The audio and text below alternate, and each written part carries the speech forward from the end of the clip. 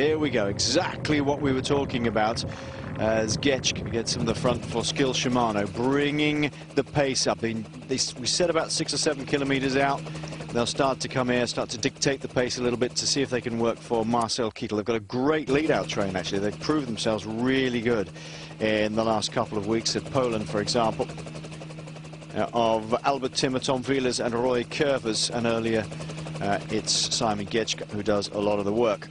Well, the two lead-out trains is looking okay for this finish would be Skill Shimano, and for me, Garmin Cervelo, a lot of experience in that lead-out train, so they're just kind of sitting back at the moment. But for me, Tony Martin is looking after Mark Cavendish at the moment, but there seem to be missing in numbers, HTC, at the front. No, Leopard Trek on the right-hand side for Bonatti as well, and with Cancellara in the team, he can go from 2 kilometres, we've seen him do that in the past. So yeah, there's some lead-out trains just sitting back at the moment. Pretty sure when we start to see that the 5, the 4 and the 3, that these guys will come to the front and it'll be a battle. Yep, climbers strung out at the back.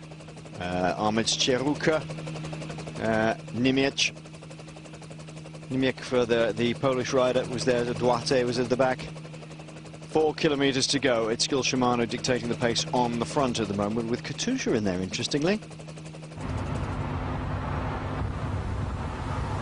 And as they all go onto the 4K mark, you're absolutely right, though, Brian. There are very, very few men from HTC up towards the front. I wonder if they'll bring a couple more up in the next kilometre or so. It's going to be difficult going.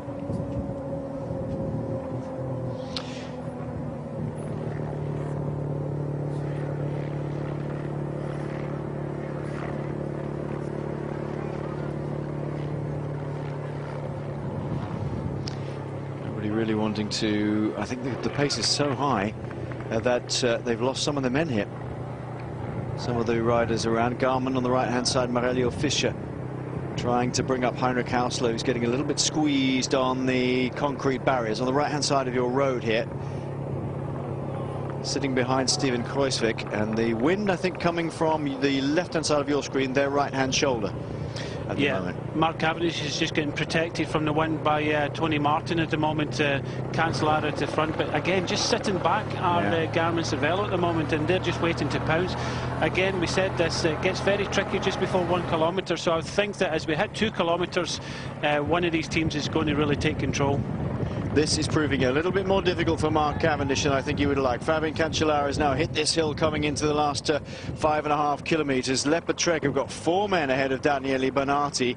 Mark Cavendish, at the moment, he's got 2 men now. As he'll just still Tony Martin. Ooh, Martin has to break deep into that corner. Almost overshot it. Around the big long roundabout here at 2.5 kilometres to go. They did go around the right way. Just a long straight squirt now until they just swing gently towards the right, then hard left into that 90-degree right hand, and then back left again. That sort of crumpled S-bend that we see. 2K then. Yeah, this is the point, and we expect Skill Shimano to move up. We've got Leopard Trek on the right-hand side. This is where you have to take control of the front of the bunch, because it does get fairly technical in about 500-600 metres, so you want to be taking control of the front of this race. Well, the question is, have they managed to get Marcel Kittel up towards the front? It looks as though they may well have. Skill Shimano still piling on the pressure. Yeah, Kittel is there in second spot in the Skill Shimano line. Surprising, isn't it? The Leopard Trek have taken charge of this. This is a nasty little left-hander, then a right-hander immediately almost. Here we go.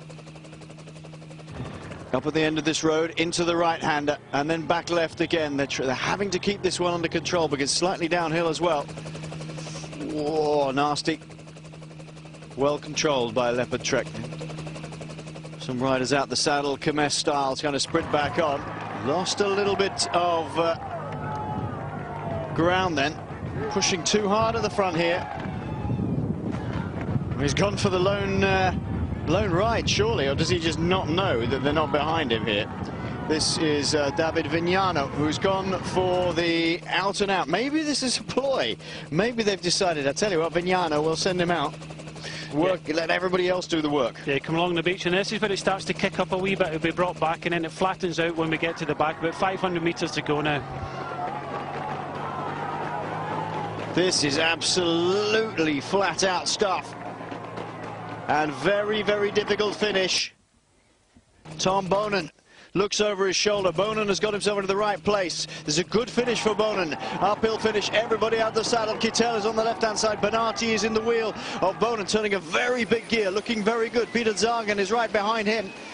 And now on the far right-hand side, is it Roland's coming around the front? Nope. Reines. Well, everybody's just gone a little bit too early. Sutton. And Chris Sutton has come out of the wheel of Vincenzi Reines. Oh, a few taps on the shoulder for Kittel onto Bernati, but Chris Sutton takes the win. Vincenzi Reines was the man who shot out from that group. That little hill caught everybody out just about, except for Vincenzi Reines and Chris Sutton. A win for Sky, and that's certainly made up for yesterday, because Sutton really was in exactly the right place, and he made his way up through that peloton really well.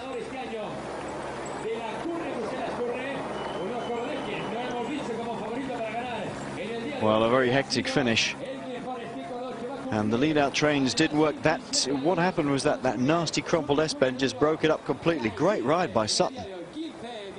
Kittel not at all happy with Bernati, but you can't put it past that. Vincenzi Reines furious, banging his handlebars. Here we go, Kittel trying to get Bernati out of the way. Gasparotto in the middle. Chris Sutton hits the front. Winner of Kuurne, Brussels-Kuurne. There he goes. That's a great win for Sutton. Yeah, well, I did say the jury was out with his efforts yesterday in getting dropped, but how to come back after the disappointment of yesterday and you know, get a great stage here in the Vuelta. Reines went at the right time, but unfortunately took Sutton with him. But again, a bit of pushing and shoving. Kittel taking the third spot. Yep, took third spot ahead, it looks, of Bernati. Farrar in fourth. Bernati was up there. Bretschel on the right-hand side. Gasparotto, and I think it was Dagenkolb in there as well. So a difficult finish, as we probably thought, for Cavendish. Sagan up there, but yeah, an interesting winner. Chris Sutton wins the stage for Team Sky. Vincenzi Reines second, the Omega Farm Lotto rider, ahead of Marcel Kittel, Tyler Farrar, Matti Bretschel, Daniele Bernati, Gasparotto, Mondori, Luca Paolini and John Degenkolb. Every one of those we mentioned on the run-up to the finish today. Chris Sutton coming out on top. Daniele Bernati, though, takes over the general classification, as we suspected he might do today, with his finish ahead of Jakob Fuglsang and Peter Sagan in third at 4 seconds.